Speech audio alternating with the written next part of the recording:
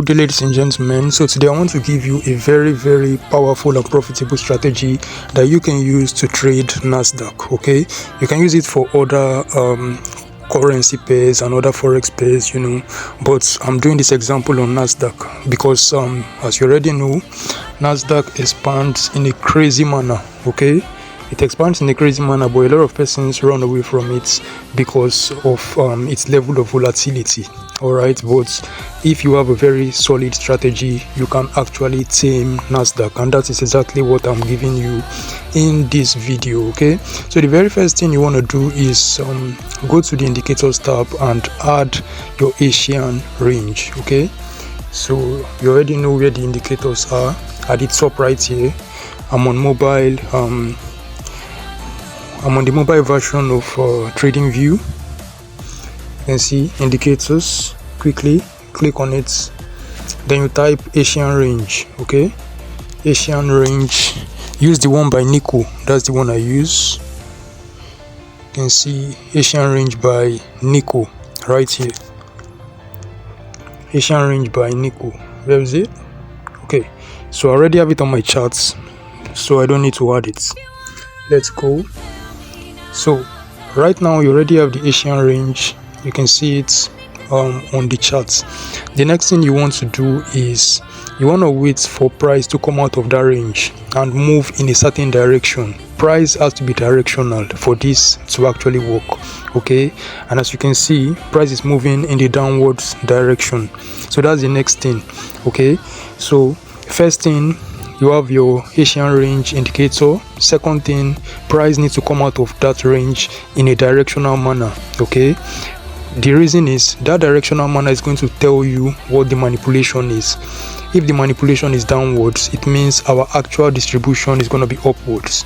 So we are trying to catch the distribution fees, and like I said, Nasdaq distributes in a crazy manner, and that's what you want to take advantage of. Okay, so the third thing, which is the most important, is you are actually hunting for what's it called? You're hunting for rejection candles. Okay, you're wanting for rejection candles, a candle that shows rejection. Most times it's usually an hammer. Okay, an hammer or a reverse hammer, depending on whether you're buying or selling. So if you're looking to buy, it's going to be an hammer. If you're looking to sell, it's going to be a reverse hammer. Okay, with a very obvious wick at the bottom part. You can see I use an arrow to point that out here. Okay, so let me zoom in. So once you have spotted this particular hammer or reverse hammer, you wait for a candle to close in your direction. Once the candle closes in your direction, you enter your trade and then place your stop loss below the wick of the rejection candle. As you can see, that's exactly what I did here. Place my SL below the wick of the rejection candle, enter the trade at this point, and then your take profits. You can wait till the next Asian session starts. Okay, you can wait till the next Asian session starts. That's one option for you to take profit. The second option is you can simply trail your stop and lock in profits as the trade expands. Okay, the reason for the second option is that sometimes markets reverses a bit before the new Asian session. So if it does that, what it implies is that you're going to lose some of your profits. Okay, you're going to lose some of your profits, and if you don't want that to happen, just trail your stop and lock in profit as you move up. So when it reverses, you would have already locked in reasonable amount of profits. Okay, so but if you don't have time to do that, just allow the trade to run until the time when the new Asian session starts. Definitely you're going to have profit left, but it might have reversed back a bit. Okay, so this is one example. You can see, let me show you the risk to reward ratio. Risk to reward ratio on this one is 13. Okay, 1 to 13. So if you're risking $1, you're making $13 on this. If you're risking $10, you're making $130 on this particular trade. Okay, so let's go on to the next example. There is no trade on this day because of one of the criteria I gave you. Price should be directional. When price came out of this range, it was moving in a consolidation kind of manner. It was not directional. You can tell the difference between this and this.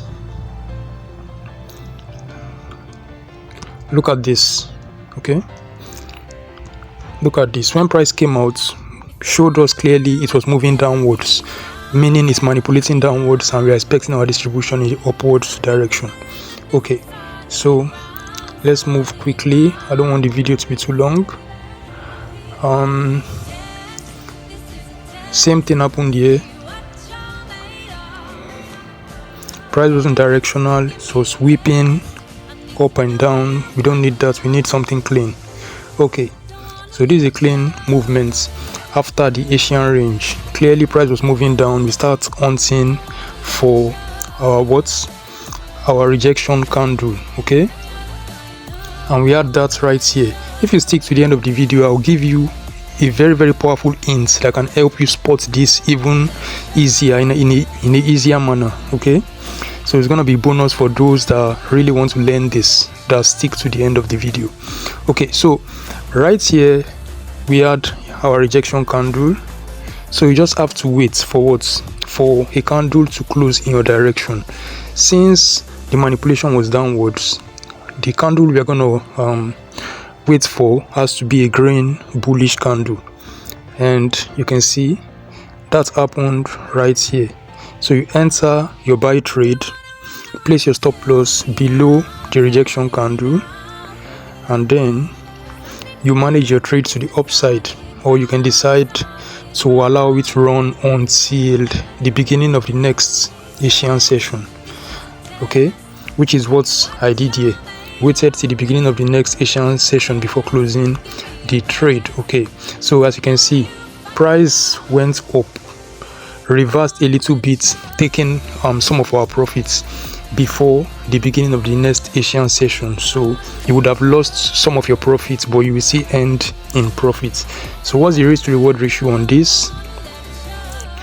This is just 3. Okay, 3.16. so this gave us a 1-to-3 risk to reward ratio, which is not bad. Okay, so this is the next one right here. Next example.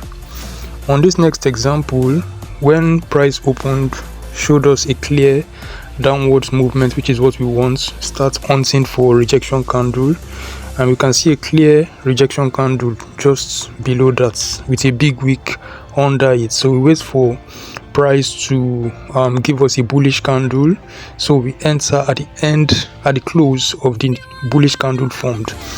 Let me tell you something. In case you make mistakes to enter some other trades instead of this one, you would have lost a very small amount, which the right trade is going to cover. Okay, you can see this is crazy risk to reward ratio. So if you're losing small trades here, probably because you are not excellent at spotting the reversal candles, it's not going to be a big deal, because by the time you get it right, you're going to cover every other thing that you've made as a mistake. Okay, so you can see price moved in our direction, and we held up to the beginning of the next session, as you can see. So let me check the risk to reward on this one. This is just about 2.9, 1 to 2.9. okay, almost 1-to-3 risk to reward ratio. Okay, so let's move on. In this case, what did we have? Do we have a clear movement after the session? Yes. So after the Asian session or the Asian range, we had a clear downward movement. So look at that rejection candle right there. It looks like a doji, but it's a rejection candle, clearly showing that the price is about to reverse. Okay, so all I need is a bullish candle in my direction to enter the trade, place my stop loss below that rejection candle, and that's exactly what I did right here. So entered and manage the trade to the upside until the beginning of the next session before I close the trade. Okay, so as you can see, this is where price stopped on Friday. Okay, so the next session has not started. Next session is going to start, I think, late Sunday night. Okay, it's going to start late Sunday night, which is tonight. Okay, and then it's going to carry on into the early hours of Monday. So what's the risk to reward on this one? The risk to reward on this one is 16. So 1 to 16 risk to reward ratio. All right, so if this is the only one you got right and you have been losing the rest throughout last week, this one alone can cover up. It can cover up for all the losses and still leave you in profits. That's the reason why Nasdaq is actually sweet. All you need is a very, very powerful strategy to do what, to trade it. Okay, so I promised a bonus to those that watched up until the end. Now, most times these reversals happen at specific times. Okay, they happen at specific times. So let me give you the time. You can go and back test and find out what times it actually reverses on your own charts, because you could be using UTC plus 0, UTC plus 1, GMT plus 0, GMT plus 1. But if you are using UTC plus 1 or GMT plus 1, these are the times for you. If you are using GMT plus 0, it means you subtract 1 hour from the time I'm going to give you right now. Okay, so you have to expect those reversals around 8:45 a.m. to 9:15 a.m. okay, or 9:45 a.m. to 10:15 a.m. okay, or 2:45 p.m. to 3:15 a.m. okay. So these are like the major times when you get those kind of reversals. All right, so if you are a new viewer, please subscribe and turn on the notification bell. I'll see you in the next video. Thanks for watching.